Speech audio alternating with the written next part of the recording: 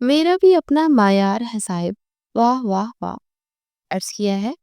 وہ ایک بار پھر رکی، اب پھوٹ بھی آگے ابان بیچارے سے بولا، میرا بھی اپنا معیار ہے صاحب، تم حسین ہو تو باڑ میں جا، واہ واہ واہ۔ مناہل کے لہک لہک کر پڑھے کے شعر کی داد چھت پر بیٹھے پورے شعری گروپ نے دی تھی۔ اب باری ہے سب کا آپی کی، ابان نے سب کا کو شعر پڑھنے کی دعوت دی۔ چھت پر اس وقت شوخ مزاج اور شرارتی لوگوں کا گروپ جمع تھا۔ سب کا نے گلا کھنکار کر سب کو متوجہ کیا۔ جنہیں ہم زہر لگتے ہیں ہمیں وہ کھا کے مر جائیں، تو پھر چوہوں کو کھڑکی لگانے کی ضرورت ہی کیا ہے؟ وریام نے مسکراہٹ دباتے ہوئے کہا، انہیں آپ ویسے ہی زہر لگتے ہیں کیونکہ آپ ہر آئے دن ان کے گروپ کا ایک ممبر مار ڈالتے ہیں۔ سب کا کی بات پر سب نے فلک چگاف کہتا لگا، چپ گستاخ، وریام نے چڑ کر کہا۔ اب ہے وریام بھائی کی باری، ہمیں یہ دعوت دیتے کہ اپنی بیوی کی شانوں کو اچھا سا قصیدہ سنا۔ اب سب کا کرو وریام کی طرف تھا۔ یار نہ تو بیگم نامہ بند کرو، وریام بھائی ناراضگی سے بولے، یہ کیا سنائیں گے، میں سناتی ہوں آج کل جو ان کے ساتھ ہو رہا ہے۔ مناہل کی چمک کر بولنے پر وریام نے بیچارگی سے دیکھا اور نظروں ہی نظروں میں التجا کی کہ وہ چپ رہے، لیکن وہ مناہل ہی کیا جو باز آ جائے۔ ابھی کل ہی تو سمائمہ نے ان کی شرٹ جلائی تھی اور اتفاقاً وہاں مناہل بھی موجود تھی۔ اپنی فیورٹ شرٹ کے جل جانے کے باوجود بس وہ مسکراتا ہی رہا تھا۔ عرض کیا ہے کہ جب سے بیگم نے مجھے مرغا بنا رکھا ہے، مناہل نے آنکھیں بند کر کے اونچی آواز میں گانا شروع کر دیا، جب سے بیگم نے مجھے مرغا بنا رکھا ہے، میرے نظروں کی طرح سر بھی جھکا رکھا ہے، سارے کپڑے ہی جلا ڈالے میری بیگم نے، جیب تنگ کرنے کو بنیان بچا رکھا ہے۔ اس بار تو انہوں نے ایسا ٹیکا لگایا کہ بہت اہم کیس پر کام کرتے اور سم کی برداشت ختم ہو۔ وہ دب تھک سیڑھیاں چڑھتا اوپر آیا اور غصے بھری نظروں سے سب کی طرف دیکھا۔ وریام پر نظر پڑتی اس کی نظروں میں افسوس سا اتر آیا، جیسے اس کی آنکھیں کہہ رہی ہوں آپ بھی۔ سب شرم کے مارے بگنے جھانکنے لگے، لیکن مناہل نے ابھی تک آنکھیں بند کی تھی۔ ابان نے گلا کھنکار کر کئی بار سے متوجہ کرنے کی کوشش کی، لیکن وہ مناہل ہی کیا جو سن لے۔ سب دبے پاؤں ایک ایک کر کے نیچے جانے لگے۔ ارسم غصے بھری نظروں سے مناہل کو دیکھتا، اس کے جوڑوں میں جیسے بجلی سی دوڑ رہی تھی۔ وریام مناہل کی طرف مسکراتے ہوئے ارسم کو اس کی درگت بنانے کا اشارہ کرتا نیچے چلا گیا۔ اب مناہل تھی اور ارسم جو نہ جانے اس کے ساتھ کیا کرنے والے تھے۔ ارے راج کمارو، شاد رہو آباد رہو، ہم کو تو بیگم نے سلیب پر چڑھا رکھا ہے، وہی دنیا میں مقدر کا سکندر ٹھہرا جس نے خود کو یہاں شادی سے بچا رکھا ہے۔ روز لیتی ہے تلاشیوں پولیس کی ماں، پوچھتی ہیں اپنا موبائل کہاں چھپا رکھا ہے، پی جا اس مار کی تلخی کو بھی تو ہنس کر۔ وریام مار کھانے میں قدرت نے مزہ رکھا ہے، ایسی بات ہے نا وریان بھائی؟ اس نے آنکھیں کھول کر جیسے وریان بھائی بیٹھے تھے وہی دیکھا، لیکن یہ کیا، وہاں وریان بھائی تو کیا کوئی بھی نہیں تھا سوائے اس کے سر پر کھڑے ارسم کے، جو غصے بھری نظروں سے اسے ہی دیکھ رہا تھا۔ اس کے گروپ نے اسے اس جلاد اور ہٹلر کے سامنے تنہا چھوڑ دیا تھا، اور فوراً اپنی جگہ سے اٹھی اور نظریں زمین پر گاڑ کے نیچے کی طرح جانے لگی۔ جب وہ جم کر اس کے سامنے آ کھڑا ہوا، ڈوب مرو تم، چلو چلو پر پانی میں، شرم نہیں آتی؟ پوری کالونی تم لوگوں کی بکواس سن رہی ہے، تمہیں دیکھ کر لگتا ہے کہ تم میڈیکل کی اسٹوڈنٹ ہو، جاہلوں کی طرح سارا گھر سر پر اٹھا رکھا ہے۔ ارسم بھائی یہ وہ سب تو تھے، اس نے ڈرتے ڈرتے بات کی، تم ہی سب کو اکٹھا کر کے یہاں لاتی ہو، اب تم بچی تو نہیں ہو نا کہ یہ چھت پر بیٹھ کر زور زور سے کہہ لگو۔ آسم کی باتیں سنتی مناہل زور سے پاؤں پٹکتی نیچے چلی گئی تھی۔ اس کے انداز دیکھ کر ارسم افسوس سے سر ہلاتا نیچے آ گیا۔ سکندر صاحب اور بلقیس بانو کی 3 بیٹے اور 1 بیٹی تھی، جمال سکندر، عدنان سکندر، حماد سکندر، اور بیٹی کا نام تحریر۔ یہ لوگ کوئٹہ کے رہنے والے تھے، مگر حالات کی خرابی کی وجہ سے اسلام آباد شفٹ ہو گئے تھے۔ جمال سکندر اور ستارہ تحریر کے 3 بیٹے تھے۔ ارسم سب سے بڑے جو اسلام آباد ہائی کورٹ کے مشہور وکیل تھے اور شادی کا کوئی ارادہ نہیں رکھتے تھے۔ اس کے بعد وریام تھا جو شادی شدہ تھا، پھر چھوٹا زرغون، تعلیم پھپھو کا ایک ہی بیٹا تھا ازار، جو ارسم کا ہی ہم عمر اور پاک آرمی میں آفیسر تھا۔ ترین پاپا کی شوہر کی وفات ہو چکی تھی، وہ بھی پاک آرمی میں تھے اور شہید ہو گئے تھے۔ عدنان سکندر اور زہرا چاچی کے 2 بیٹے اور ایک بیٹی تھی ابان کبیر، اور بیٹی کا نام تھا اسمائمہ، جس کی شادی وریام سے ہو چکی تھی۔ پھر بھاری بھاری سب سے چھوٹے حماد سکندر کی تھی، اس کی 2 جڑواں بیٹیاں تھیں، اور بیوی کا نام شازیہ، سبکا اور مناہر۔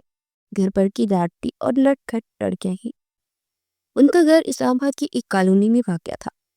810 نمبر کی شاندار ڈیزائن کی کوٹھی اپنی منفرد نقش و نگار کی وجہ سے سب کی توجہ کھینچتی تھی۔ ان کا اپنا گاڑیوں کا خرید و فروخت کا بزنس تھا، اسے تینوں بھائیوں نے مل کر سنبھالا۔ وریام یونیورسٹی میں لیکچرر تھا، جبکہ ابان سرپون کبیر ابھی یونیورسٹی میں ہی پڑھ رہے تھے۔ سب کا مناہر میڈیکل کی اسٹوڈنٹس تھی، اور اسمائمہ ماسٹر کر کے گرداری میں مصروف تھی۔ ان کے دادا دادی کا انتقال ہو چکا تھا۔ تحریم پھوپھو اذان کے ساتھ اپنی الگ گھر میں رہتے تھے، جو اسی کالونی کے آخر میں تھا۔ تم سب غدار ہو، آج سے مناہر نے تم سب کو اپنے گروپ سے نکال دیا۔ یوں کہو نا کہ تم گروپ سے نکل گئی ہو۔ وریام بھائی اس کی حالت سے لطف اندوز ہو رہے ہیں۔ خبردار وریام بھائی، ایک لفظ مت کہیے گا، ورنہ میں آپ کے سارے راز سب کے سامنے لے آؤں گی۔ مجھے آپ کی ہر بات کا پتہ ہے، کیونکہ کوئی دیکھے نہ دیکھے، مناہر تو دیکھے گی۔ اسے گردن اکڑا کر بڑے شان سے ڈائلاگ بولا تھا۔ وریام نے گھبراتے ہوئے سب کی طرف دیکھا، جو چہروں پر مسکینی سی سجائے اسی کو دیکھ رہے تھے۔ ناہید یار، بس بھی کر دو، ہم تو کل سے بور ہو رہے ہیں، اور تم یہاں کمرہ نشین ہو، بالکل مرغی کی طرح انڈوں پر بیٹھی ہو کیا؟ ابان کی بات پر گویا اس کی آنکھوں سے آگ کی شعلے نکلے۔ ٹھہرو، تمہیں بتاتی میں۔ تو ابان کے پیچھے دوڑتی اور جو چیز اس کے ہاتھ آتی وہ اس پر برسا دیتی۔ اب اس کے ہاتھ میں پانی کا بڑا گلاس آیا، جو اسمائمہ نے پکڑا ہوا تھا۔ اس نے اسمائمہ سے پانی کا گلاس چھین کے بغیر سوچے سمجھے ابان کی طرف پھینک دیا، لیکن وہ پانی کا گلاس ابان پر نہیں، کسی اور پر گرا، اور ابان جانے کہاں غائب ہو گیا۔ ارسم ابھی کورٹ سے واپس آیا تھا۔ شور کی آواز پر وہ اس طرف آیا جہاں مناہر پانی کا گلاس اسمائمہ سے چھین رہی تھی۔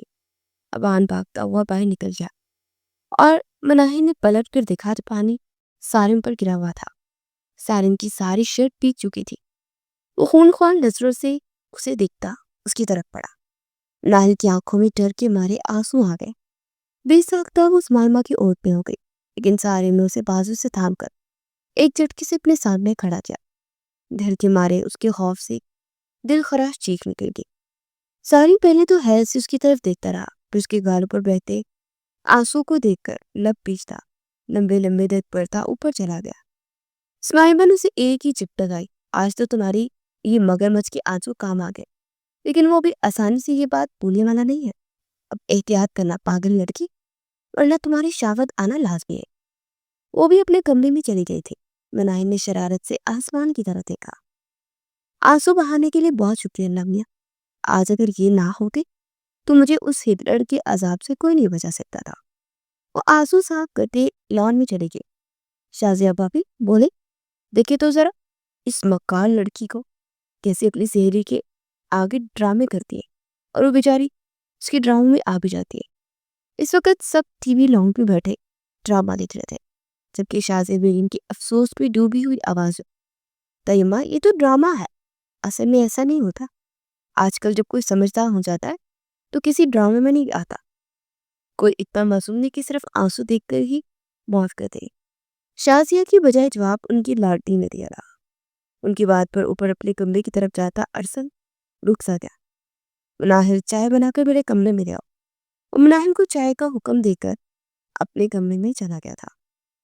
اسمائمہ نے ہمدردی سے اس کی جانب دیکھا۔ آج دن کو جو مناہر نے کیا تھا نا، شاید اس کا حساب لینے کا وقت آ چکا تھا، کیونکہ وہ تھوڑی بہت ارسم کی قابو میں تھی۔ جو مناہر ارسم کو چائے بنا کر دے کر آ۔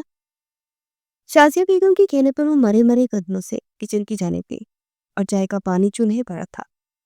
اسے صرف چائے بنانی ہی تو آتی تھی۔ چائے بنا کر بک میں رکھی اور اوپر ارسل کے کمرے میں چلی آئی۔ وہ اپنی الماری میں نہ جانے کیا تلاش کر رہا تھا۔ مناہر جلدی میں بغیر دستک دیے اندر آئی۔ آہٹ پر سارن نے چونک کر پیچھے مڑ کر دیکھا۔ تم میں کچھ ادب بھی ہے یا نہیں، ایسے اندھوں کی طرح بغیر دستک دیے آ گئی؟ ارسل کی بات میں مناہر کے سر پر سے لے کر پاؤں تک آگ سی دوڑ گئی تھی۔ میں آپ کی نوکر نہیں ہوں جو آپ کی چائے بھی بنا اور آپ کی باتیں بھی سنوں۔ زندگی میں پہلی بار مناہل نے ارسم کو یوں جواب دیا تھا۔ چائے ٹیبل پر پٹکتے ہوئے چبا چبا کر بولی تھی۔ کیا کہا؟ وہ دھیمی چال چلتا اس کے قریب آیا۔ جو بھی کہا آپ نے اچھی طرح سن لیا نا؟ میں آپ کا لحاظ کرتی ہوں، اس کا مطلب یہ نہیں کہ جب دل چاہے آپ میری بے عزتی کرتے۔ آپ بے عزتی محسوس ہوتی ہے؟ All right. مناہل نے دل میں کرواہٹ بھی اس کی طرف دیکھا۔ محسوس سمجھا تھا کہ شاید تم میں بے عزتی والی کوئی حصی نہیں، ورنہ اب تک تو انسان بن چکی ہوتی۔ 19 سال کی ہو گئی ہے لیکن ابھی تک تمہارا بچپنا ہی ختم نہیں ہو رہا۔ آج تم نے جو مجھ پر پانی پھینکا تو میرا دل کیا کہ 2-3 تھپڑ مار دو، لیکن لڑکیوں پر ہاتھ اٹھانا میں اپنی توہین سمجھتا ہوں۔ لیکن اگر کوئی ایسی ویسی حرکت کی تو انجام کی ذمہ دار تم خود ہو گئی۔ Mind it. اسے وارن کر کے چلا گیا تھا۔ اسے زہر سے بھی زیادہ اسے برا لگا تھا۔ وہ پاؤں پٹکتی ہوئی باہر چل گئی۔ ناہل تیزی سے سیڑھیاں اتر رہی تھی۔ اوپر ارسم کے کمرے کی طرف جاتا اذلان اس کی اچانک حرکت سے سائڈ پر ہو گیا۔ نہ جانے کیا ہوا کہ ناہل کا پاؤں مڑ گیا اور اپنا توازن برقرار نہ رکھ پائی اور اس کی حلق سے بھی سخت چیخ اٹھی۔ اذلان جو قریب ہی کھڑا تھا اس کی گرنے سے پہلے دونوں بازوؤں سے اسے تھام کر سیدھا کیا۔ ناہل نے آنکھیں زور سے بند کر رکھی تھی۔ آنکھیں کھولو، اپنی قسمت پر شکر کرو، آج تم بچ گئی، آئندہ احتیاط کیجیے گا۔ اذلان کی سنجیدہ سی آواز نے اسے فوراً آنکھیں کھول دی تھی۔ تھینکس اذلان بھائی۔ دوبارہ ویسے ہی سیڑھیاں اتر گئی اور نیچے کسی کمرے میں غائب ہو گئی۔ اذلان اس کی بات پر دھیرے سے مسکرا دیا اور ارسم کے کمرے میں چلا گیا۔ آہا، آج تو گپو آئی ہیں۔ اس نے تہیم کے گلے میں بازو ڈالا۔ ہاں، تم لوگ نہیں آتے تو میں نے سوچا خود ہی چکر لگا لیں۔ ہم نے تو سنڈے کو آنا تھا گپو۔ اچھا، میں اس سنڈے کو تم لوگ کا انتظار کروں گی، دیکھتی ہوں آتے ہو یا نہیں۔ ہم تو آنے کی تیاری میں ہیں، بس آپ جو یہ بتیجے ہیں نا ارسم صاحب، وہ ہمیں اکیلے کبھی آنے جانے نہیں دیتے۔ ناہل نے فوراً ارسم کی شکایت لگا دی۔ تمہیں میرے دیور سے کچھ زیادہ شکایت نہیں ہے؟ سمائمہ نے اسے چھیڑتے ہوئے کہا تھا۔ ریحام بھائی سمجھا لیں اپنی مسز کو، ورنہ یہ بیچاری میرے ہاتھوں شہید ہو جائیں گی۔ ناہل منہ بناتے ہوئے وہاں سے نکل گئی تھی۔ کیا بنے گا پتہ نہیں، دونوں کی سوچ بہت مختلف ہے اور گھر کے بڑے پتہ نہیں کیا سوچ کر بیٹھے ہیں ان کے لیے۔ ان کے بڑے بھائی جمال نے آج انہیں اسی لیے بلایا تھا اور وہ پرسوچ نظروں سے انہیں جاتے ہوئے دیکھ رہے تھے۔ ارسم، تمہیں مناہل کیسی لگتی ہے؟ یہ کیسا سوال تھا؟ سیدھا سا تو ہے۔ وہ پینچ کر اذلان کی طرف دیکھنے لگا۔ اذلان میں کچھ کالا لگا تھا، بہت ہی بدتمیز اور منہ پھٹ ہے۔ اذلان نے حیرت سے ارسم کی طرف دیکھا۔ اس میں حیرت کی بھی کیا بات ہے؟ تم نے سوال پوچھا اور میں نے جواب دے دیا، سمپل۔ مامو جان تمہاری شادی مناہل سے کرنا چاہتے ہیں۔ ارسم کو جیسے جھٹکا لگا۔ میری شادی اور مناہل سے؟ یہ اچھا مذاق ہے اذلان، اس میں مذاق کی کیا بات ہے؟ مامو جان نے آج تمہاری رائے لینے کے لیے مجھے بلایا تھا۔ مجھے نہیں کرنی ابھی شادی، اور مناہل سے تو بالکل بھی نہیں۔ کیوں کرنی شادی؟ تم 32 کی ہو چکی ہو اور مناہل کیا ہے؟ خوبصورت ہے، پڑھی لکھی ہے اور سب سے بڑھ کر اپنی فیملی کی ہے۔ اذان کی بات پر وہ پہلو بدل کر آ گیا۔ وہ میچور نہیں ہے۔ میں جب بھی شادی کروں گا تو کسی میچور لڑکی سے کروں گا جو کہ میرے ساتھ قدم سے قدم ملا کر چل سکے۔ اور 32 کے تو تم ہو بھی چکے ہوتا، تم شادی کر لو، میں بھی کر لوں گا۔ پہلی بات تو تمہاری ہو رہی ہے، رہنے تو میری۔ اذان اسے دیکھ کر رہ گیا۔ اب مامو خود تم سے بات کریں گے۔ بابا جان آپ نے مجھے بلایا؟ سکندر صاحب نے اسٹڈی روم میں ارسم کو بلایا تھا۔ ہاں بیٹا۔ ارسم بیٹھتے ہوئے جمال پر فوکس کر گیا، جن کے چہرے پر گہری سنجیدگی چھائی ہوئی تھی۔ تم نے شادی سے انکار کیوں کیا؟ ارسم ان کی سنجیدگی سے خفا سا ہو گیا۔ وہ سونے کا نوالا لے کر شیر کی نگاہ سے دیکھنے والے باپ تھے۔ ان کے کسی بھی بیٹے نے کبھی ان سے کسی بات پر بحث نہیں کی تھی، اور وہ بھی بلا وجہ۔ کسی کو نہیں ٹوکتے۔ ابھی میرا موڈ نہیں ہے نا بابا جان۔ تمہارے موڈ کی ایسی کی تیسی؟ جب ہم نے فیصلہ کر لیا ہے کہ تمہارا نکاح ناہل سے کر دے گے۔ بابا جان مجھے اس سے نکاح نہیں کرنا۔ کیوں نہیں کرنی شادی؟ جمال سکندر نے سنجیدگی سے اس کی طرف دیکھا۔ کیونکہ وہ بہت بدتمیز ہے، اور یہ کیا رٹ لگا رکھی ہے؟ اور کی سیدھی بات بتاؤ۔ اس کی اور میری سوچ بہت مختلف ہے، ہم ساتھ نہیں چل سکتے، اور ابھی تو وہ پڑھ بھی رہی ہے نا۔ میں بھائی صاحب کو زبان دے چکا ہوں، اس لیے اب تمہارا نکاح مناہل سے ہی ہوگا، اور رخصتی اس کی پڑھائی کے مکمل ہونے کے بعد۔ بہت وقت لے لیا تم نے وریام، تم سے چھوٹا ہے، مگر اس کی شادی کو 2 سال ہو گئے ہیں، اور وہ ایک بچے کا باپ بھی بننے والا، اور تم ابھی تک کوارے پھر رہے ہو۔ لوگ طرح طرح کی باتیں بنا رہے ہیں۔ اس اتوار کو تمہارا نکاح ہے، اور اگر تم نے میری بات نہ مانی تو سمجھ لینا جمال سکندر مر گیا تمہارے لیے۔ وہ سختی سے ہونٹ بیچتے ہوئے اٹھا اور لمبے لمبے ڈگ پڑتا اپنے کمرے میں آ گیا۔ اسے کسی پل چین نہیں آ رہا تھا۔ کمرے میں ٹہلتے ٹہلتے وہ تھک کر ایک کرسی پر بیٹھ گیا۔ کیا کوئی سوچ سکتا ہے کہ ارسم جمال، جو کہ کامیاب وکیل ہے، ایسے اس کے ساتھ زبردستی بھی کی جا سکتی ہے؟ یہ مصیبت کیوں کھلا وجہ میرے گلے میں پڑ رہی ہے؟ بالوں میں انگلیاں پھنسائے وہ بہت بے چین لگ رہا تھا۔ اس نے سوچ لیا تھا کہ اب اسے آگے کیا کر لے، پھر بھی اسے چین نہیں آ رہا تھا۔ رلا کے ہنسایا، دل کھو کے عشق کمایا، مانگا جو اس نے ایک ستارہ، ہم نے زمین پر چاند بلایا، وہ جو آنکھوں سے اوجھل ہوئے لاپتہ ہو گئے دیکھتے دیکھتے۔ اتنی خوبصورت آواز پر جب ارسم لیونگ روم میں آیا تو اس کے قدم تھم سے گئے۔ وہ لب اور رخسار پر مسکراہٹ لیے مناہل کے حسین چہرے کو دیکھ رہا تھا۔ وہ گنگناتی ہوئی جیسے قریب آئی تو ارسم پر نظر پڑتے رکتے، نظر ملنے پر وہ نظریں چراتی باہر جانے لگی، مگر ارسم نے بازو سیدھا کر کے اس کا راستہ روک لیا۔ مناہل نے حیرت سے اسے دیکھا۔ مجھے تم سے ایک اہم موضوع پر بات کرنی ہے، لیکن مجھے آپ کی کوئی بات نہیں سنی۔ یقیناً آپ کا دل پھر میری بے عزتی کرنے کو چاہ رہا ہوگا، اور میں ایسا ہونے نہیں دوں گی، سمجھا؟ ارسم نے اس کی کلائی جھٹکے سے تھامی اور زبردستی گاڑی میں بٹھا کر لے آیا۔ گاڑی ایک سنسان جگہ پر رکی۔ مناہل کا دل خوف سے دھڑکنے لگا۔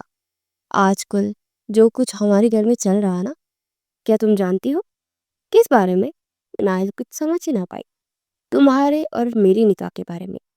ارسم کی سیدھی بات سن کر وہ گمسم سی ہو گئی تھی۔ نکاح آپ کا اور میرا؟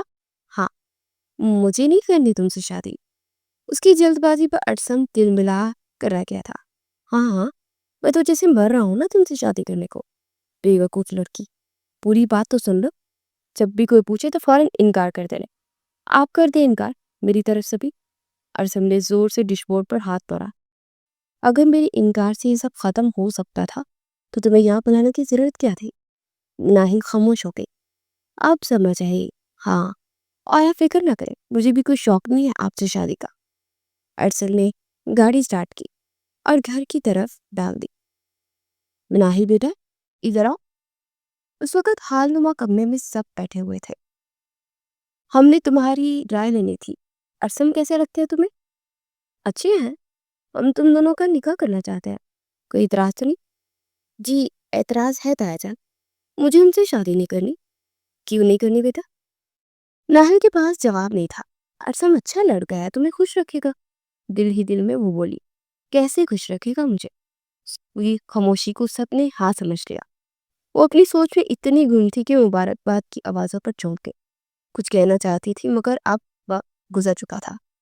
جو ہونا تھا ہو چکا تھا۔ ارسم قہر برساتی آنکھوں سے اسے دیکھ رہا تھا۔ اپنے کمرے میں بھیجوا چلا گیا۔ آج نکاح کا دن تھا، سب تیاریاں مکمل تھی۔ مناہل نے رو رو کر اپنی آنکھیں سجا دی تھی۔ اب یہی سڑا ہوا کڑوا کڑیلا میرے لیے رہ گیا تھا۔ مجھے نہیں کرنا نکاح، اب تو کرنا ہی پڑے گا۔ ناہل، میں نے کہا تھا نا تمہیں سرپرائز ملے گا۔ وریام بائی اس کی حالت سے لطف لے رہے تھے۔ سرپرائز میں تمہیں دوں گی۔ اس لڑکے جانشین کو دیکھنا کیسے اس کی زندگی عذاب بناتی ہے۔ یہ تو تم کہہ رہی ہو نا، اگر محبت کرنے پر اتر آئے تو کیا کرو گی؟ ابان کی بات پر سب نے کہکا لگایا۔ ٹھہرو، تمہیں بتاتی ہوں میں۔ اٹھ کر اس کے پیچھے بھاگی اور اس کے بال نوچ ڈالے۔ آئندہ ایسی بکواس کی تو اس سے بھی برا انجام ہوگا۔ سب ناہل کو یوں غصے میں دیکھ کر حیران رہ گئے تھے۔ وہ پاؤں پٹکتی اپنے کمرے میں گئی اور دروازہ بند کر کے زور زور سے رونے لگی۔ نکاح خواہ نے کہا، ارسم سکندر ولد جمال سکندر، آپ کا نکاح مناہل بنت حماد سکندر سے۔ 5 لاکھ سکہ راجن وقت طے پایا کہ آپ کو یہ نکاح قبول ہے۔ ارسم خاموش بیٹھا رہا۔ دوبارہ کہنے پر اس نے آنکھیں اٹھا کر جمال سکندر کو دیکھا جو خاموشی سے اسے دیکھ رہے تھے۔ قبول ہے، قبول ہے، قبول ہے، یہ الفاظ اس نے دل پر پتھر رکھ کر کہے تھے۔ ادھر ناہل کی حالت بھی مختلف طے تھی۔ زندگی میں پہلی بار دونوں کے احساسات ایک جیسے تھے۔ ناہل بیٹا سائن کرو نا۔ وہ نکاح فارم کو گھور رہی تھی جب حماد سکندر کے بلانے پر وہ چونکی، اور جہاں وہ انگلی رکھے ہوئے تھے وہ وہاں سائن کر دی۔ آخری لائن پر سائن پر ایک آنسو ٹوٹ کر کاغذ پر گر گیا۔ کیے گئے سائن پر دھبا سا بن گیا۔ حماد نے اس کے سر پر ہاتھ رکھا اور کمرے سے باہر چلے گئے۔ نکاح کے فوراً بعد ارسن صاحب گاڑی اسٹارٹ کرتے ہوئے باہر چلے گئے تھے اور ناہل نے سب کو کمرے سے نکال کر دروازہ لاک کر لیا۔ یہ ایک ایسا نکاح تھا جہاں دونوں فریق ناراض تھے، لیکن رضامندی کے سائن دونوں نے ہی نہیں کیے تھے۔ دونوں ابھی تنہائی چاہتے تھے۔ ناہل کے کمرے کے باہر ابان، کبیر اور درگون دھرنا دیا ہوا تھا۔ بار بار دروازہ بجاتے اسے باہر آنا پڑا۔ ان سب کو دیکھ کر ناہل نے برا سا منہ بنایا۔ کیا مصیبت ہے؟ اس نے برہمی سے کہا۔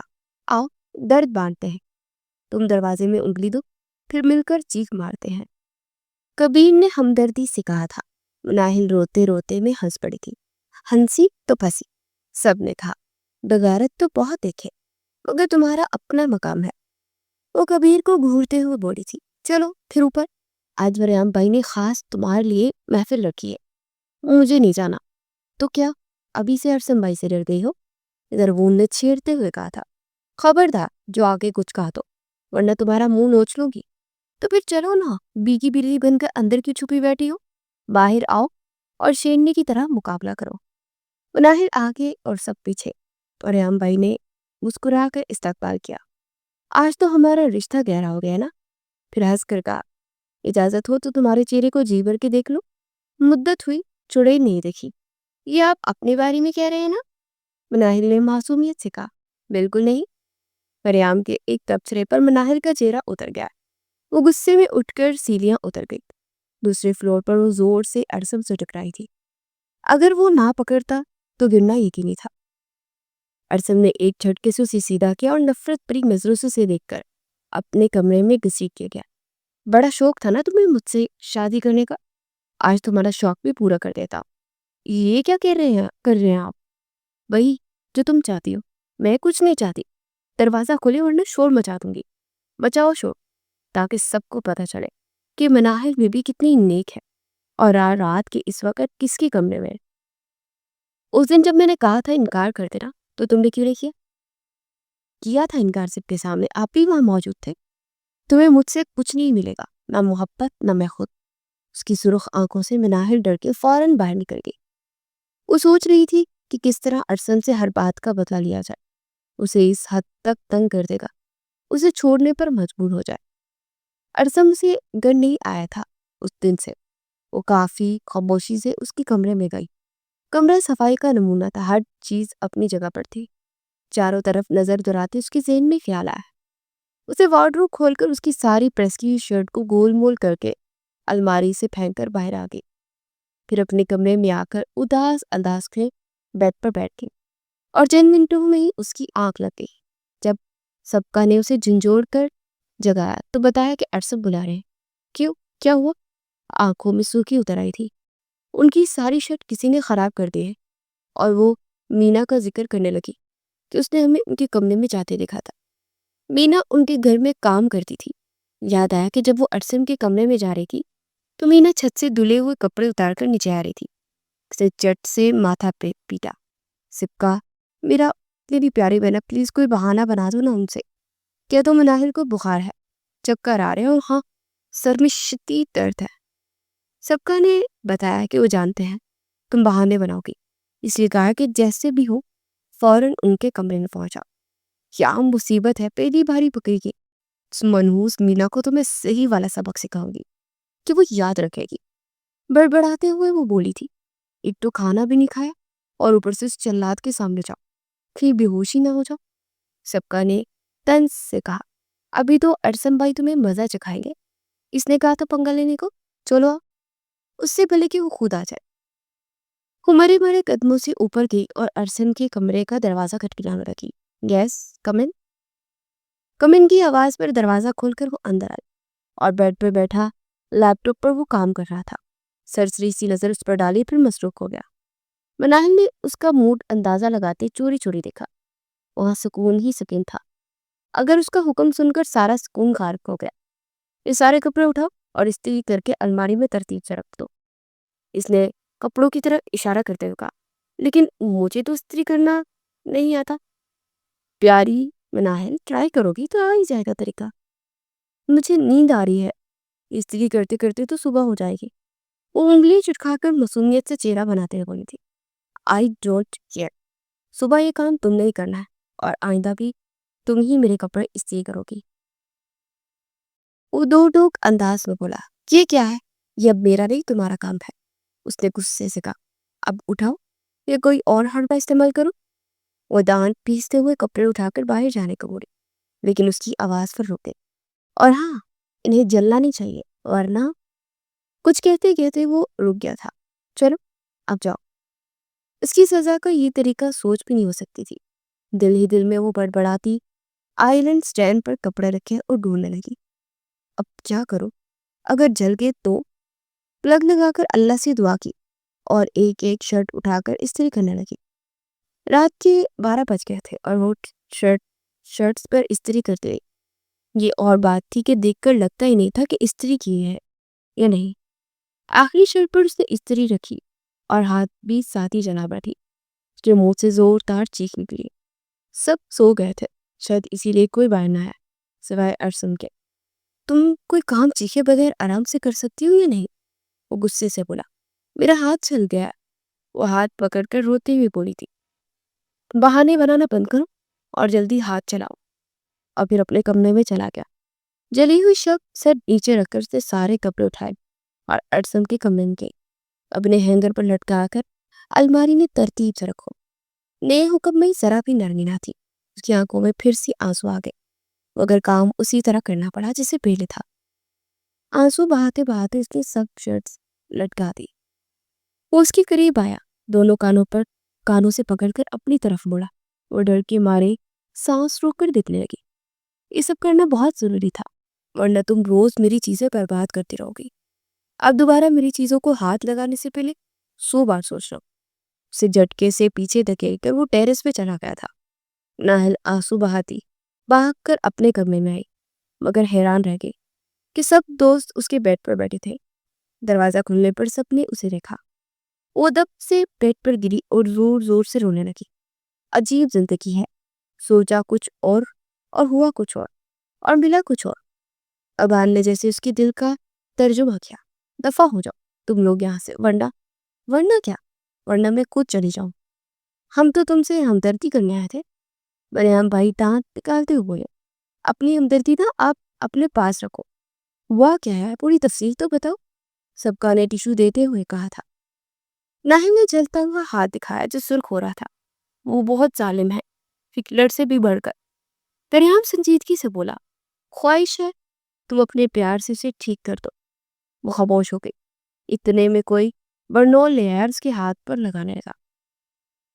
منال اور سب کا آج پھپھو کے گھر جانے کا پلان بنا رہی تھی۔ ناہل کے دماغ میں آئیڈیا ہے، سب کا ابان اور کبیر کے ساتھ بائک پر چلتے ہیں۔ یہ سوچ کر وہ کافی ایکسائٹڈ تھی۔ بعد میں ارسم کو پتا چلا تو وہ بہت بے عزت کرے گا۔ ایک بات بتاؤں سب کا ڈارلنگ؟ ہاں بتاؤ۔ بندہ ڈیٹ ہو تو عزت آنے جانے کی چیز ہے۔ وہ کھلکھلا کر ہنس پڑی۔ اور ہم تو اپنی بے عزتی پر بسکٹ سمجھ کر کھاتے ہیں، چائے میں ڈبو کے کھا جاتے ہیں۔ تمہیں تو کیا ہی بات ہے، تم کھا اور پی سکتی ہو، میں نہیں۔ سبکا نے کہا۔ کیا کھایا پیا جا رہا ہے؟ ابان چابی انگلی میں گھماتے لاؤنج میں آیا۔ بے عزتی کھائی جا رہی ہے اور وہ بھی بسکٹ سمجھ کر چائے میں ڈبو کے۔ سبکا کی بات پر ابان ہنس پڑا۔ تم ڈرتی رہو، میں تو ابان کے ساتھ جا رہی ہوں۔ چلو ابان، اس کی کندھے پر ہاتھ مار کر بولی۔ پھر میں بھی ساتھ چلتی۔ سبکا جلدی سے اٹھی۔ ارسم کا ڈر ختم ہو گیا۔ ختم تو نہیں ہو، بس تم جا رہی ہو تو میں بھی جاؤں گی۔ پر پتہ نہیں تم مناہل کی بہن ہو کر اتنی ڈرپوک کیوں؟ وہاں نکلتے اسے سناتی جا رہی تھی۔ ابان نے کبیر کو بھی میسج کر کے بلا لیا تھا۔ مناہل ابان کے ساتھ اور سبکا کبیر کے ساتھ بیٹھے تھی۔ چاروں نے ہیلمٹ پہنے اور بائک سٹارٹ کر کے روڈ پر نکل آئے۔ ابان مجھے بھی بائک چلانا سکھاؤ نا۔ پاگل ہو کیا؟ اس میں پاگل ہونے والی کیا بات ہے؟ وہ برا سا منہ بنا کر بولی، پاگل لڑکی، ارسم بھائی مجھے جان سے مار ڈالیں گے اور ابھی میں زندہ رہنا چاہتا ہوں۔ تم سب ایک جیسے ہو، ڈرپو، کہہ کر مناہل نے اس کے بازو پر زور سے مکہ مارا۔ پھپھو کے گھر آتے مناہل کا موڈ سخت آف ہو گیا، کیونکہ وہاں پہلے سے ہی ملک الموت یعنی کہ ارسم موجود تھا۔ وہ اذلان کے ساتھ اسے دیکھ کر بیٹھ کر کچھ ڈسکس کر رہا تھا۔ تب سب پر نظر پڑی تو سخت تیوروں سے دیکھتا وہ سیدھا ہو بیٹھا۔ وہ سب دور سے ہی سلام کرتے اندر جانے لگے تو ارسم بھائیوں نے روک لیا۔ تم سب لوگ کس کی اجازت سے بائک پر یہاں آئے ہو؟ ہاں بتاؤ مجھے۔ ابان اور کبیر کے تو منہ ہی بند ہو گئے تھے۔ مناہل کو ان کی حالت دیکھ کر غصہ آیا اور جواب ان کی جگہ مناہل نہیں دیا۔ ہم سب اپنی اپنی امیوں کی اجازت سے آئے اور آپ کو ہماری اماں جی بننے کی کوئی بھی ضرورت نہیں ہے۔ اس کی گستاخانہ لہجے پر ارسم کے علاوہ باقی سب نے بھی محسوس کیا تھا۔ اذلان کے چہرے پر دبی دبی سی مسکراہٹ تھی۔ ارسم مناہل کی قہر برساتی نظروں سے اسے دیکھتا اس کی طرف پڑا، مگر تحریم پھپھو بیچ میں آ گئی۔ انہیں سلام کرتی اندر چلی گئی۔ ارسم کے اندر آگ سی بھڑک اٹھی تھی۔ اس کا بس نہیں چل رہا تھا کہ مناہل کو اٹھا کر کہیں زور سے پٹک دے۔ شام کو تو میں خود اسے سے لے جاؤں گا، دوبارہ بائک پر نہ لے آنا۔ وہ بان کو سختی سے تاکید کرتا چلا گیا تھا۔ پھپھو دیکھا آپ نے، یہ ہر بار ٹوکتے ہیں ہمیں۔ مناہل ارسم کی شکایت ادا رہی تھی۔ بیٹا تم لوگوں کے بھلے کے لیے تو کہتا ہے، اگر کچھ ہو جاتا تو پھر کیا ہوتا؟ اور تم بھی کم نہیں ہو، پوری کی پوری کھٹاکنی ڈولی ہو۔ پھپھو نے ڈانٹا، آج جو گستاخی تم نے کی ہے اس کا حساب دینے کے لیے تیار آنا۔ سب کھانے سے یاد دلائے۔ ارسم کی چمچی، مناہل منہ بنا کر بولی۔ ابان اور کبیر گھر واپس جا چکے تھے۔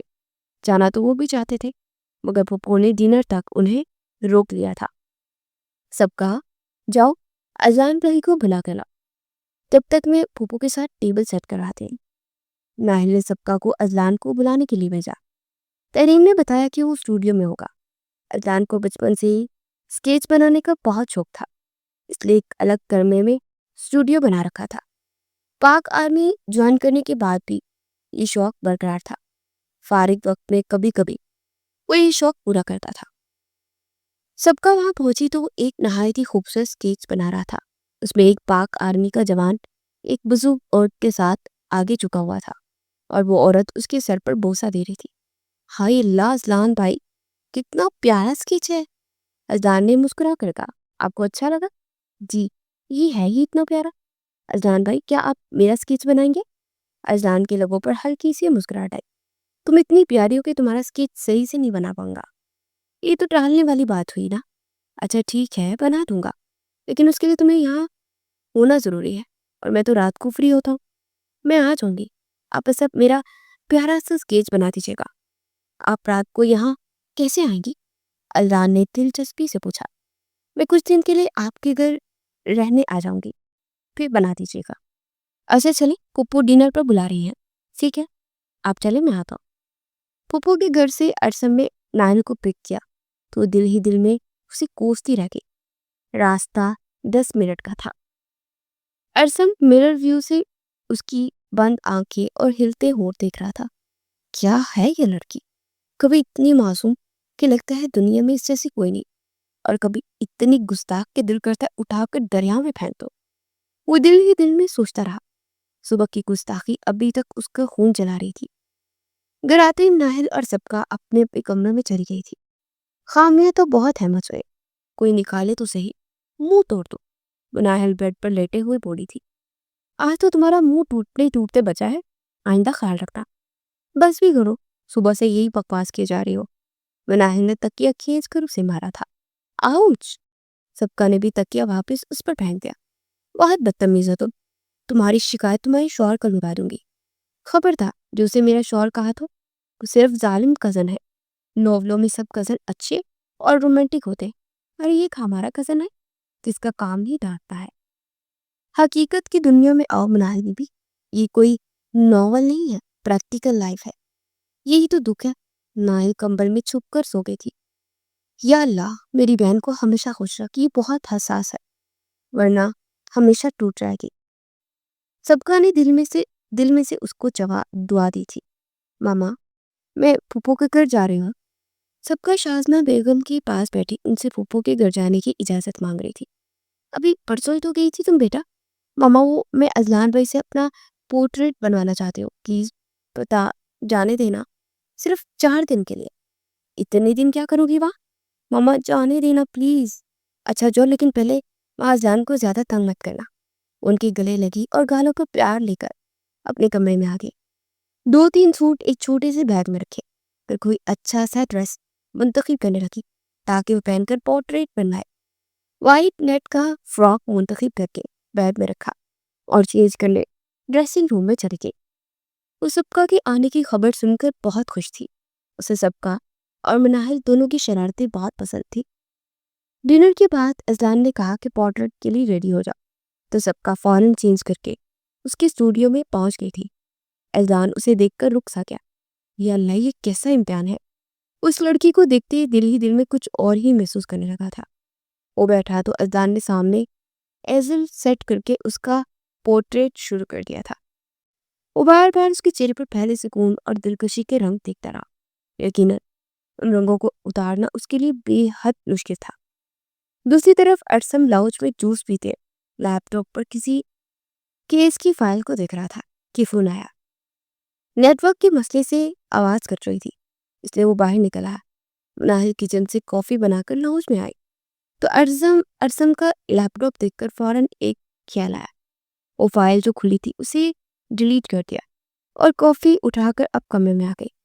उसे तो मुझ पर शक नहीं होगा ना। वो दिल ही दिल में खुश होकर अपनी आज की शॉपिंग देखने लगी। उसने एक अनारकली फ्रॉक निकाली जो उसे बहुत पसंद थी। अभी उसकी स्लीव्स लगवानी थी। वो पहनकर आईने में खुद को हर जाविये से दिख रही थी कि अचानक कमरे का दरवाजा जोर से खुला और अरसम गुस्से से अंदर आए। नाहिल घबरा कर पीछे हुई और दीवार से लगे। मैंने तुम्हें वार्निंग दी थी या नहीं कि मेरी चीजों को हाथ मत लगाना? उसकी आंखों में देखते हुए अरसम ने सख्त लहजे में कहा। फिर तुमने मेरी फाइल डिलीट की? नाहिल उसके तेवर देखकर सहम गई। उसकी आंखों के सामने अंधेरा छा गया और वो बेहोश होकर अरसम की बाहों में गिर गई। अरसम को अंदाजा नहीं था कि वो यूं बेहोश हो जाएगी। उसने फौरन से उसे बिस्तर पर लिटाया, पानी की छींटे मारे तो मनाहिल होश में आई। अरसम ने पहली बार उसे करीब से गौर से देखा। पर्पल अनारकली, शोल्ड कट खुले बाल, वो बहुत प्यारी लग रही थी। होश में आते ही मनाहिल ने फौरन पीछे होना चाहा। अरसम ने कहा, ये किस तरह की ड्रेसिंग की हुई है तुमने? उठो और फौरन चेंज करके आओ। ये कहकर वो बाहर चला गया। इधर सबका का पोर्ट्रेट मुकम्मल हो चुका था। वो खुश होकर बोली, thank you so much Azlan भाई। अजलान ने मुस्कुराकर जवाब दिया। अगर दिल में जानता कि उस दिन उसने सबका को पोर्ट्रेट के साथ साथ अपना दिल भी दे दिया था। वो एक 32 साला अमली इंसान, कभी किसी लड़की से मोहब्बत का सोचा नहीं था, लेकिन अब दिल बगावत कर रहा था। सबका ने कहा, अजलान भाई कल सुबह मुझे घर छोड़ आइएगा, 4 दिन गुजर चुके हैं। अजलान का दिल उदास हो गया मगर बोला, ओके छोड़ूंगा। सुबह नाश्ते पर मनाहिल के लिए अरसम का सामना करना मुश्किल था। उसकी फाइल तो रिसाइकल से वापस आ चुकी थी, मगर गुस्सा अब भी बाकी था। वो बैग उठाकर कॉलेज जाने के लिए निकली तो अरसम भी ब्रीफकेस उठाकर बाहर आ गया। ड्राइवर को इशारा करके कहा, आज मुझे खिदमत का मौका दीजिए मैडम। उसे अपनी गाड़ी में बिठाकर चल पड़ा, मगर रास्ता कॉलेज की बजाय किसी और ही तरफ था। ये आप कहाँ लेकर जा रहे हैं मुझे? जहाँ मेरा दिल करेगा। उसने मोबाइल निकालना चाहा तो अरसम ने फौरन छीन लिया। गाड़ी एक झटके से रुकी और उसकी कलाई पकड़कर वो लिफ्ट में ले गया। फिर एक फ्लैट में दाखिल हुआ। आज से तुम अगवा हो चुकी हो। मनाहिल हैरान हो गई। तुम्हें कितनी बार कहा था कि मुझसे पंगा मत लो, मगर तुम नहीं सुनती ना। अब यहाँ रहोगे तो समझ आए, और फिर समझ जाओगे तो। उसे बेड पर धकेल कर बाहर चला गया और दरवाजा लॉक कर दिया। नाहिल यकीन नहीं कर पा रही थी कि अरसम ऐसा भी कर सकता है। अब उसे उससे और भी नफरत हो गई थी। नाहिल का अरसम से जब से निकाह हुआ था, उसका रवैया कोई ढकी छुपी बात नहीं थी। घर वाले सब उसका अरसम के साथ ऐसा रवैया देखकर बहुत परेशान थे। उस रात जब नाहिल ने उसकी फाइल डिलीट की तो जिब्राल और चचा भी वहीं आ गए थे। अरसम को परेशान और गुस्से में देखकर वो पूछे बगैर न रह सके, चचा जान یہ دن بدن مناہر کی بدتمیزی بڑھتی جا رہی ہے. آج اس نے میری اہم فائل ڈیلیٹ کر دی ہے. بتائیں اب میں کیا کروں؟ چچا جان شرمندہ سے ہوئے تھے. بیٹا، جس دن اس نے تمہاری شرٹ خراب کی تھی نا، میں نے اسے بہت سمجھایا تھا. مجھے لگا تھا کہ اب یہ سمجھ جائے گی، لیکن وہ تو میرے قابو سے ہی نکل گئی ہے. سب اپنی جگہ خاموش تھے کہ ارسم کی پرسر آواز ابری. اگر آپ اسے میرے حوالے کر دیں تو میں اسے جلدی ٹھیک کر دوں گا. وہ کیسے؟ جبرائیل سکندر فوراً بتائے جاؤ. اس کے لیے آپ سب کو مجھ پر اعتبار کرنا ہوگا. کیسی بات کر رہے ہو بیٹا؟ تم اس کی شوہر ہو، ہمیں تم پر پورا بھروسہ ہے. وہ تمہیں مکمل حق ہے تم پر، کیونکہ تمہاری بیوی تمہارا آئیڈیل کے مطابق ہونی چاہیے. اس کے بعد ارسم نے سب کو اپنا پلان بتایا. سبھی مناہل کی بھلائی چاہتے تھے. یہاں سب کے لاڈ پیار نے اسے بگاڑ دیا تھا. اب اسے کسی کا بھی ڈر نہیں تھا. ارسم نے بڑے لوگوں کے علاوہ کسی کو بھی مناہل کے بارے میں بتانے سے منع کر دیا تھا، خاص طور پر اس کی دوستوں کو. شام کو ارسم کچن کے استعمال کی تمام چیزیں لے آیا تھا. جب وہ کمرے میں آیا تو مناہل بستر پر بیٹھی گڈوں میں سر دیے رو رہی تھی. ابھی تک تمہارا شو ختم نہیں ہوا؟ وہ فوراً سیدھی اور غصے سے اسے دیکھنے لگی. مجھے گھر جانا ہے، وہ زور سے چیخی. یہ خیال اپنے ذہن سے نکال دو مناہل، تم کہیں نہیں جا سکتے، بلکہ آج سے تمہاری نئی زندگی شروع ہو چکی ہے. چلو کچن میں اور کھانا بنا، مجھے بھوک لگی ہے. مناہل روتے ہوئے حیران نظر سے دیکھ رہی. میں جاؤں کچن میں کھانا بناؤں؟ اور وہ بھی تمہارے لیے؟ پہلی بات یہ کہ میں کبھی کچن نہیں جاؤں گی، اور دوسری بات، اگر گر بھی گئی تو تمہارے لیے کھانا پینے ہی بناؤں گی. جانا تو پڑے گا، اور میں دیکھتا ہوں کہ تم کیسے نہیں جاتے. اسے بازو سے پکڑ کر گھسیٹتے ہوئے کچن میں لے آیا تھا. چھوڑو مجھے کچھ نہیں بنانا نہیں آتا مجھے. فکر نہیں کرو محترمہ مناہل صاحبہ، میں تمہارے لیے ریسپی بک لایا ہوں، یہ اسے دیکھ کر بنا. مناہل بے بسی سے کاؤنٹر پر رکھی بک کو دیکھنے لگی. اب شروع بھی کرو. مناہل زور زور سے رونے لگی. چلو کوئی بات نہیں، رو لو جتنا رونا ہے. آپ یہ سب کیوں کر رہے ہیں میرے ساتھ؟ تم نے وہ سب کیوں کیا میرے ساتھ؟ اسے سوال کے بدلے سوال کیا. مناہل ہونٹ کاٹ کر رہ گئی. ارسم نے ریسپی بک اٹھائی اور چکن بریانی کی ترکیب دیکھنے لگا. چلو یہ سب چیزیں نکالو، میں تمہیں ریسپی بک بتاتا جاؤں گا اور تم بناتے جانا. وہ ایسے بات کر رہا تھا جیسے ان کی بھی بڑی سمجھ بوجھ ہو. نہیں بناؤں گی میں، سنا؟ تمہیں نہیں بنانا، مجھے نہیں بناؤں گی میں، سنا؟ تمہیں بنانا تو پڑے گا ورنہ بھوکی رہو گی. مناہل نے صبح سے ناشتہ بھی نہیں کیا تھا اور اب تو رات ہو رہی تھی. آخرکار کسی طرح اسے پیکٹ سے چیزیں نکالنا شروع کر دی. یہ ہوئی نا بات، وہ مسکرا کر بولا. ویسے یہ کام تم بغیر اپنی انرجی ضائع کیے بھی کر سکتی تھی. مناہل نے زخمی نظروں سے اسے دیکھا. وہ کالج کی یونیفارم میں بہت معصوم لگ رہی تھی. ارسم نے بے اختیار ہنسی روکی اور نظریں پھیر لی. اب ہم سے نفرت جاری رکھو تو محبت ہو جائے گی. مناہل کا پیاز کاٹتے برا حال ہو گیا تھا. وہ آنکھیں بند کیے زور زور سے آنسو بہا رہی تھی. کس نے کہا تھا پیاز کاٹتے ہوئے ہاتھ آنکھوں پر لگا؟ میری آنکھوں سے پانی بہ رہا ہے. وہ سختی سے آنکھیں میچتی بولی. ارسم نے اس کا ہاتھ پکڑ کر نلکے کے نیچے رکھا اور صابن دیا. مناہل نے ہاتھ دھو کر منہ پر پانی کی چھینٹیں بہائی. اس کی آنکھیں سرخ ہو رہی تھی. ارسم کو اس کی حالت پر افسوس تو بہت ہوا، لیکن وہ بھی ہمدردی نہیں کرنا چاہتا تھا. اب جلدی سے برنر آن کرو. مناہل کو اور کوئی رونا آنے لگا تھا. میری آنکھوں میں بہت جلن ہو رہی ہے. پہلی بار پیاز کاٹا ہے نا، کچھ دیر میں ٹھیک ہو جائے گا. بہت ظالم ہے آپ، مجھے گھر جانا ہے. جب ایک بار کہہ دیا کہ تم وہاں نہیں جا سکتی تو نہیں جا سکتی. جتنی جلدی کی یہ بات سمجھ جاؤ اتنا ہی تمہارے لیے بہتر ہوگا. اور آج تو میں تمہاری مدد کر رہا ہوں، آئندہ مجھ سے یہ امید مت رکھنا. میں کھانا باہر سے لے آتا ہوں. وہ یہ کہہ کر باہر چلا گیا. اکیلے میں وہ ڈرنے لگی کیونکہ مناہل جتنی بہادر بننے کی کوشش کر رہی تھی اتنی حقیقت میں تھی نہیں. اس لیے دونوں بہنیں ایک ہی کمرہ شیئر کرتی تھی. اسے اندھیرے سے بہت ڈر لگ رہا تھا. مناہل کی جب آنکھ کھلی تو صبح کے 10 بج رہے تھے. وہ جلدی سے اٹھی تو اسے زور کا چکر آیا. شاید اس جگہ کو پہچاننے میں اسے کچھ وقت لگا. جب وہ کمرے سے باہر آئی تو ارسم آفس جا چکا تھا اور اس کے لیے چھوٹی سی تحریر کاغذ پر لکھ کر میز پر چھوڑ رہی تھی. مناہل نے چکراتے سر سے تھاما اور وہ تحریر پڑھنے لگی. عنوان کچھ یوں تھا: اگر ناشتہ کرنا چاہو تو کچن میں ہر چیز موجود ہے، بنا لینا. اگر بھوکی رہنا چاہتی تو آئی ڈونٹ کیئر۔ ناہل کی آنکھوں میں سخت آنسو آ گئے۔ کاغذ کو اس نے وہی پھینکا اور یہاں سے نکلنے کا کوئی راستہ تلاش کرنے لگی۔ پہلے تو اس نے بیرونی دروازہ چیک کیا جو حسب معمول بند تھا، پھر وہ کمرے میں آئی اور شیشے کی کھڑکی کھول کر دیکھنے لگی۔ یہ شاید تیسری منزل تھی، اگر یہاں سے وہ کودتی تو سیدھی نیچے گرتی اور پھر شاید اللہ میاں کے پاس پہنچ جاتی۔ کوئی راستہ نہیں تھا جہاں سے وہ باہر جا سکے۔ آج اس کی بھوک ہڑتال کا دوسرا دن تھا اور اسے کمزوری اور بھوک کی وجہ سے چکر بھی بہت آ رہے تھے۔ روتے روتے اس کی ہچکیاں بند ہو گئی اور رونے اور نکاہت سے اس کی آنکھیں بند ہو گئی اور وہ بے ہوش ہو کر وہیں گر گئی۔ ارسم لنچ ٹائم وہاں آیا تو اسے فرش پر گرا دیکھ کر چکراس آ گیا۔ فوراً اسے اٹھا کر بستر پر منتقل کیا اور ڈاکٹر کو فون کرنے لگا۔ ڈرپ قطرہ قطرہ اس کے وجود میں اتر رہی تھی۔ ارسم خود سے اسے دیکھ رہا تھا۔ ڈاکٹر کا کہنا تھا کہ یہ بہت زیادہ ذہنی دباؤ کا شکار ہے۔ ناہل کا بلڈ پریشر بھی کافی کم تھا۔ علاج کے بعد اسے ڈرپ لگا دی گئی۔ وہ ہوش میں آنے لگی۔ مما کیا بات ہے ناہل، مجھے بتاؤ، ارسم نے جھک کر نرمی سے کہا۔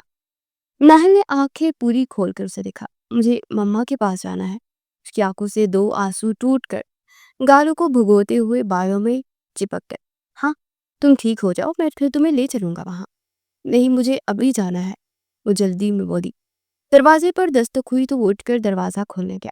ارسم نے کچھ دیر پہلے جبرائیل سکندر کو فون پر ناہل کا بتایا تھا۔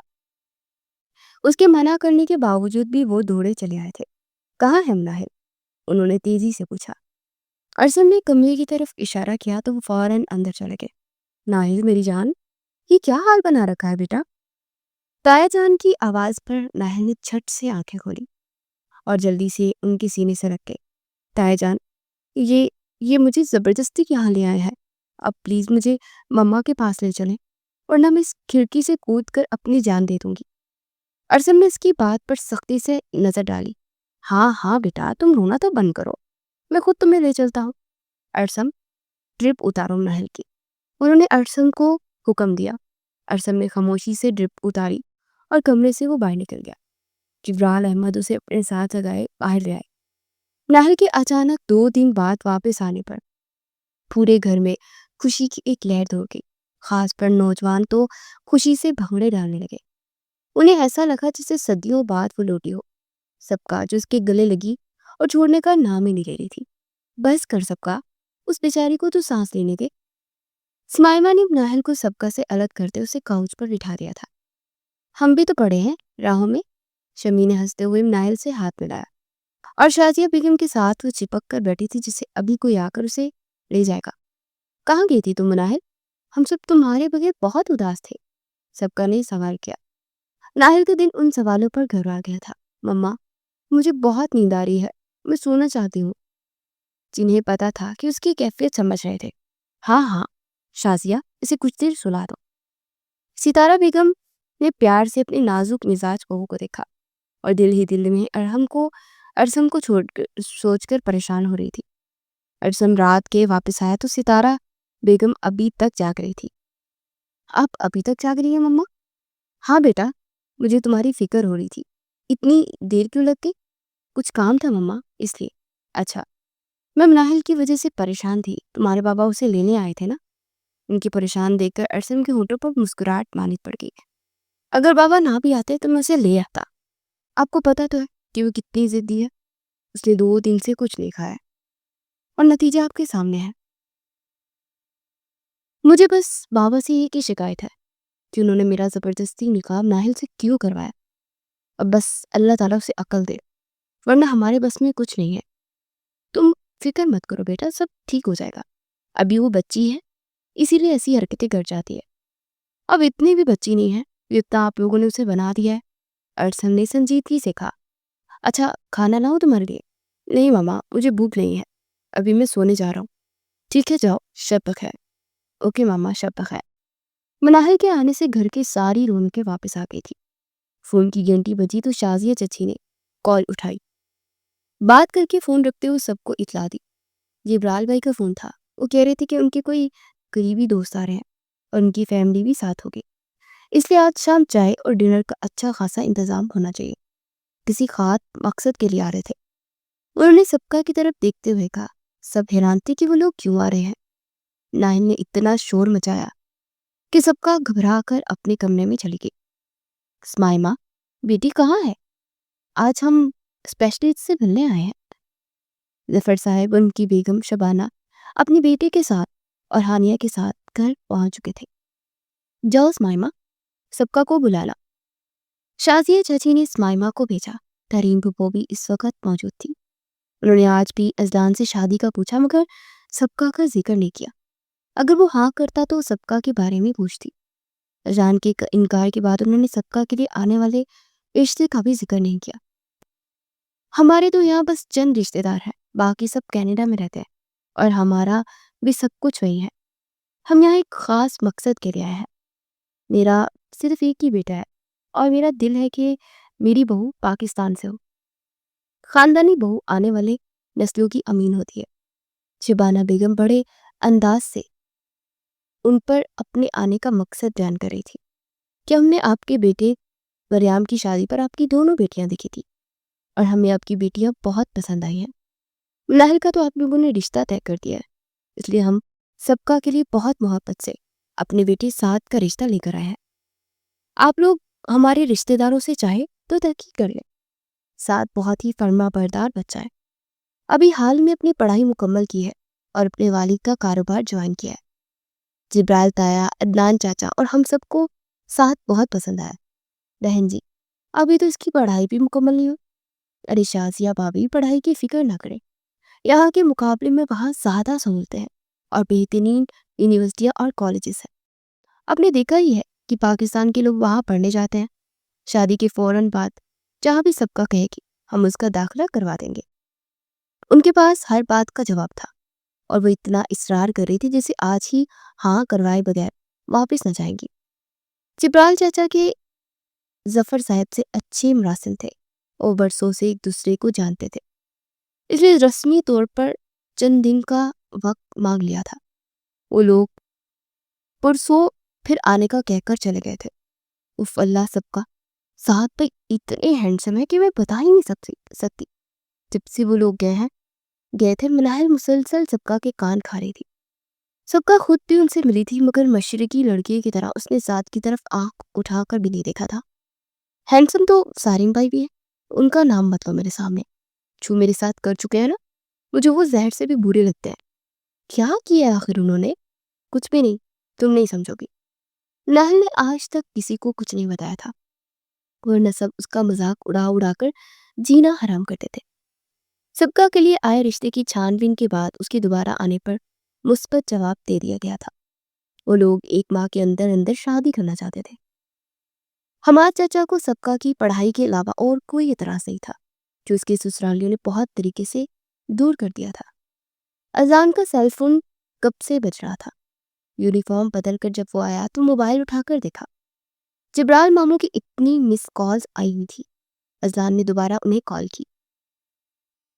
سلام دعا کے بعد وہ اصل بات پر آئے۔ بیٹا، آج سبکا کی شادی کی تاریخ طے ہوئی ہے، اس لیے فوراً تحریم کو لے کر آ جاؤ۔ تم تو آئے نہیں ہو ظفر اور سارا سے ملنے، حالانکہ میں نے تحریم سے کہا بھی تھا بیٹا اذان کو ساتھ لانا، مگر اس نے کہا کہ تمہاری بہت اہم میٹنگ ہے اس لیے تم نہیں آئے۔ اذان بالکل ساکت سا ہو گیا تھا۔ ان کی بات سن کر اس نے کہا، سن رہے ہو اذان، میں کیا کہہ رہا ہوں؟ جی مامو جان، میں آ رہا ہوں۔ ٹھیک ہے، ڈنر سے پہلے پہنچو۔ کال کب کی کر چکی تھی اور اذان خاموشی سے موبائل کو گھور رہا تھا۔ اذان بیٹا، تحریم آواز دیتی ہوئی اندر آئی تو اذان کو ایک ہی جگہ مٹھیاں بیچے کھڑا دکھا پایا۔ وہ پریشان ہو گئے۔ کیا بات ہے اذان؟ اذان نے خاموشی سے ان کی طرف دیکھا۔ ماما، سبکا کی شادی ہو رہی ہے اور آپ نے مجھے بتایا تھا کہ نہیں؟ میں ابھی تمہیں ہی بتانے آئی تھی، جب وہ لوگ آئے تھے نا، تب کیوں نہیں بتایا ماما؟ جس دن تم سے شادی کے بارے میں پوچھا تھا نا، اسی دن وہ لوگ سبکا کے لیے آ رہے تھے۔ میرا بہت ہی دل تھا کہ سبکا میری بہو بنے، لیکن اذان، تم نے شادی سے انکار کر کے میرے سارے ارمانوں پر پانی پھیر دیا۔ ماما، آپ نے سبکا کا نام تو نہیں لیا تھا نا؟ اذان نے بے بسی سے کہا۔ ترین نے اذان کے چہرے کو چومتے ہوئے دیکھا۔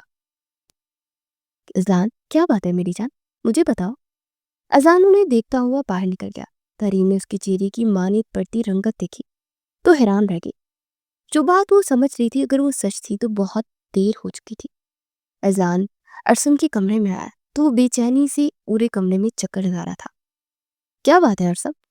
अरसम ने उसकी तरफ देखते हुए कहा, ये लड़की मुझे पागल कर देगी इस बार। जब से मैंने इससे निकाह किया ना, और मैं इससे निकाह करना नहीं चाहता था। मेरा तब जबरदस्ती निकाह कर दिया गया था और अब क्या? अब वो मुझसे अलग की जाती है क्या? हाँ, बहुत बेवकूफ़ है वो। अजान ने कहा, तुम उसकी किसी बात पर तवज्जो न दो और अब तुम रुखसती के बारे में संजीदगी से सोचो। अजान ने मुस्कुराते हुए मशवरा दिया, आज साथ से मिला तो उसे यूं लगा जैसे पहले कहीं से देखा हो और तभी से याद करने की कोशिश कर रहा था लेकिन याद ही नहीं आ रहा था। उसे फोन उठाकर अपने एक दोस्त को कॉल की जो कि खुफिया एजेंसी में एजेंट था। फाइज, एक लड़के का बायोडेटा चाहिए मुझे और इस हफ्ते के अंदर अंदर। ठीक है, तुम उसकी तफसील भेजो, मैं पता करता हूँ। अजलान ने साथ की तस्वीर उसे भेजी जो उसके फेसबुक के पेज से ली थी। पता नहीं क्यों साथ के बारे में उसे शक हो रहा था। ऐसा लगता था कि कोई अच्छी याद वाबस्ता नहीं है। अजान को सबका की बहुत फिक्र हो रही थी। यकीनन मामू ने जफर अंकल की अच्छी शोहरत की वजह से साथ पर भी भरोसा किया होगा। आज सबका के निकाह और मायू का फंक्शन था लेकिन अभी तक फाइज कोई वाज़ह रिपोर्ट नहीं दे पाया था। 5 घंटे बाद निकाह था और वक्त बहुत कम था। अजान की बेचैनी बढ़ती जा रही थी। किसी सबूत के बगैर मामू से बात भी नहीं करना चाहता था। वो कैफे में बैठा फाइज का इंतजार कर रहा था जब फाइज आता दिखाई दिया। स्टान ने खड़े होकर उसका इस्तकबाल किया। दोनों आमने सामने बैठ गए। फाइज ने एक लिफाफा उसकी जानिब रखा जिसमें एक बच्चे का पैदाइशी सर्टिफिकेट, उस बच्चे और माँ की चंद तस्वीरें थी। तुम्हारा शक सही निकला साथ बिल्कुल अच्छा इंसान नहीं है। ये पाकिस्तान से मासूम लड़कियों से शादी करता है और वहां जाकर अपने बिजनेस के फायदे के लिए उन्हें इस्तेमाल करता है। इसने पहले भी 2 लड़कियों से शादी की थी। एक ने 2 माह में खुदकुशी कर ली जबकि दूसरी बीवी से इसका एक बेटा भी है जो कि 5 माह का है और जिसे उसकी माँ छोड़कर कहीं भाग गई है। अब ये तीसरी शादी के चक्कर में है। अजान के जहन में जैसे धमाका हुआ। उसे याद आ गया कि 2 साल पहले उसने साथ को कहाँ देखा था। उसके वालिदैन भी इस सब में शामिल है। साथ का अपना बिजनेस है लेकिन वो लोग जाहिर करते हैं जैसे जफर साहब का बिजनेस वो संभालता हो और जो कुछ भी वो करता है वो हर बात से वाकिफ था। ठीक है फैज, तुम्हारा बहुत बहुत शुक्रिया। अरे कैसी बातें कर रहे हो जान? दोस्ती में ना शुक्रिया होता है ना माफी। दोस्तों दोस्तों के काम आते हैं ना। अजलान वहां से सीधा अपने एक और दोस्त सुलेमान के पास आया और उसे जो कुछ करना था अभी करना था। सुलेमान घर पर ही था और अजलान को आता देखकर वो बहुत ज्यादा खुश हुआ। अजलान ने उसे सारी तफसील बताई जिसके बाद सुलेमान एक एल्बम ले आया जिसमें उसकी छोटी बहन सवेरा की शादी की सारी ताज़ा तस्वीरें थी। अजलान इंतहाई घटिया और कमीना शख्स है जिसने मेरी बहन के साथ जो कुछ किया उसके बाद सवेरा ने अपनी जान दे दी। तुम्हारी फैमिली बहुत खुशकिस्मत है कि उन्हें वक्त पर ये सब कुछ पता चल गया। अगर मजीद मदद की ज़रूरत हो तो फ़ौरन कॉल करना, मैं आ जाऊँगा। मेरे ख्याल में ये एल्बम काफ़ी होगा। अजलान ने उसका शुक्रिया अदा किया और हाथ मिलाकर वहां से निकल आया। स्माइमा और नाहिल सबका के साथ पॉलर से अभी अभी वापस आई थी। तीनों बहुत खूबसूरत लग रही थी। निकाह के लिए काजी साहब भी आ चुके थे और बारात रास्ते में थी। अरसम, अजलान कहाँ है? तहरीम कब से अजलान को कॉल कर रही थी लेकिन वो उठा ही नहीं रहा था। पता नहीं भूपो, मैं भी कब से उसी का इंतजार कर रहा हूँ। अब फिक्र न करें, मैं अभी पता करता हूँ। कैसे फिक्र ना करूं बेटा?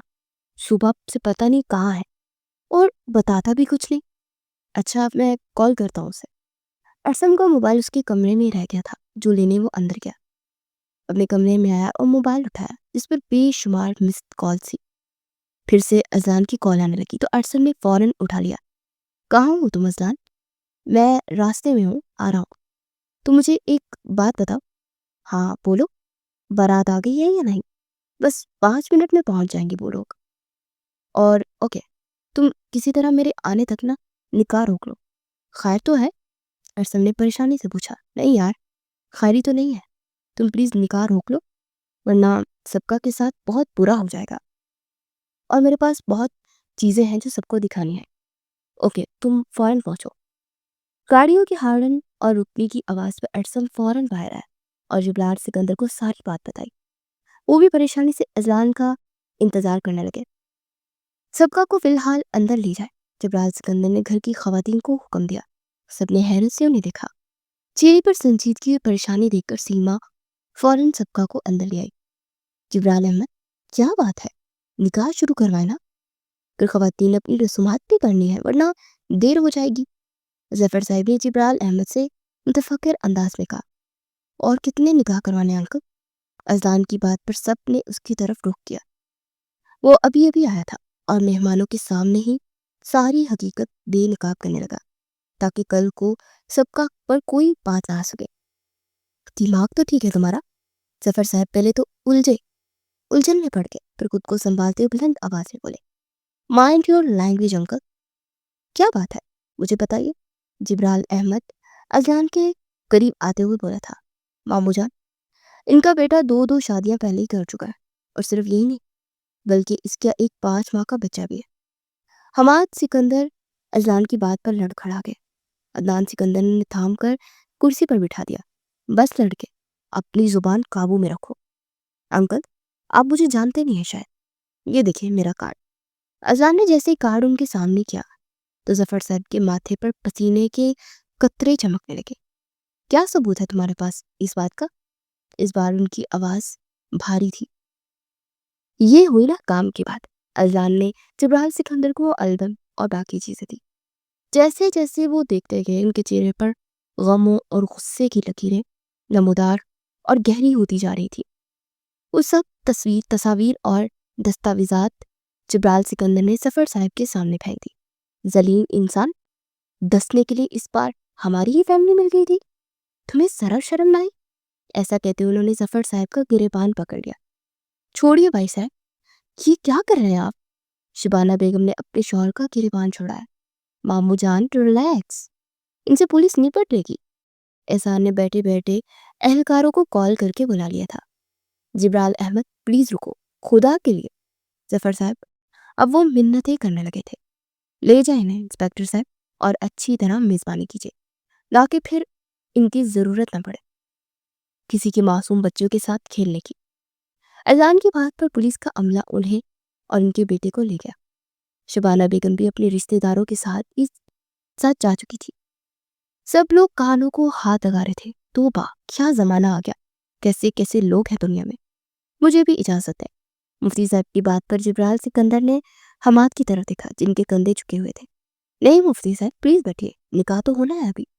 تحریم جبرائیل سکندر اور مفتی صاحب کے پاس آ کر بولی تھی۔ سب نے حیرت سے ان کی جانب دیکھا۔ وہ چلتی ہوئی حماد سکندر کے پاس رکی۔ میرے دل کی ہمیشہ سے خواہش تھی کہ سب کا یا ملاحم سے ایک بچی میری بہو بنے۔ اذان آپ ہی کا اپنا گھر کا بچہ ہے، دیکھا بالا ہے، آپ اسے اپنا بیٹا بنا دے اور سبکا کو میری بیٹی بنا دے۔ تحریم کی بات پر سب کے چہرے کے رنگ بدل گئے تھے۔ حماد سکندر نے ان کا ہاتھ تھام کر ہونٹوں سے لگا لیا، جیسا آپ چاہیں۔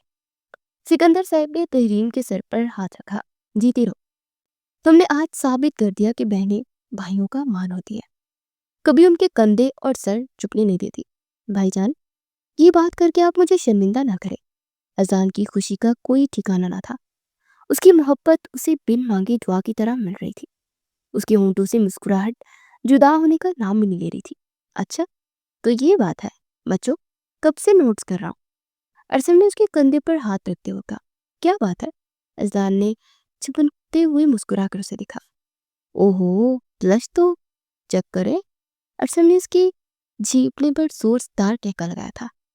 قابل نفرت ہے وہ لوگ جو ہوتے کچھ ہے اور دکھاتے کچھ ہے اور جتاتے کچھ ہے۔ ایسے لوگوں کے لیے آنسو بہانا بے وقوفی ہے۔ سب کا مناہل کو گلے سے لگائے رو رہی تھی اور وہ کب سے اسے سمجھا رہی تھی، میں لوگوں کے لیے آنسو نہیں بہا رہی، اس لیے رو رہی ہوں کہ میرا تماشا بن گیا۔ اب سب لوگ مجھ پر ہنسیں گے۔ کوئی ہنس کر تو دکھا، دانت نہ توڑ دوں گی ان کے۔ شازی نے اندر آتے ہوئے مسکرا کر کہا تھا کہ ساری ینگ پارٹی جو ڈھول کی بجاتی آ رہی تھی ان کے ساتھ ہی اندر آ گئے۔ مناہل نے ابان سے اشاروں میں پوچھا۔ ابان نے کندھے اچکا دیے۔ تمہارا اور اذان کا نکاح ہو رہا ہے، اس نے پیار سے سر پر بوسہ دیتے ہوئے کہا۔ सबका ने शाजिया बेगम की तरफ देखा, जो कि बेतहाशा खुश लग रही थी। अपने माँ बाप की खुशी देखकर सबका खामोश हो गए, वरना किसी की जिंदगी में इस अंदाज से आना उसे अच्छा नहीं लग रहा था। मत पूछे मेरी जागने की वजह, ए चांद तुम्हारा ही हमशक्ल है जो सोने नहीं देता। अरसम खिड़की से नजर आते चांद को देखकर मुस्कुरा रहा था। उसे अपनी नई सी कैफियत अच्छी तरह समझ आ रही थी।